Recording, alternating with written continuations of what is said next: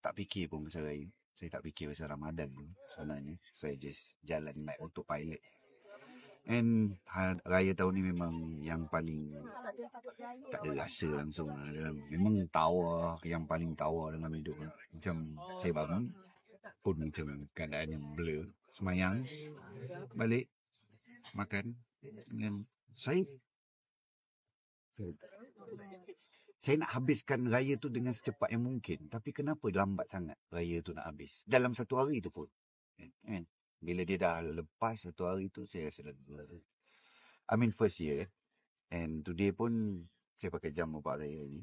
And for the first time saya buka jam bapak saya daripada hospital punya tisu.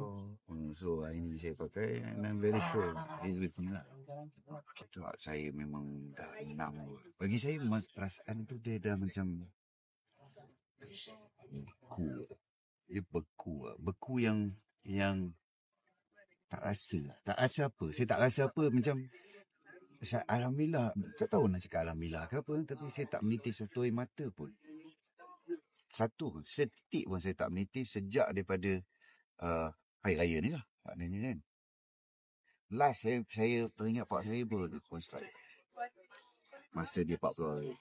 40 hari tu saya gone. Itu hari yang saya tak tahu, saya tak boleh kontrol bila. And yang ada masa tu dengan saya was Emilia Anderson. Masa tu kita tengah shoot dekat Johor. Dia ada. About that yang tu saya tak tahu. Dia macam ada Swiss lah. Yang tu.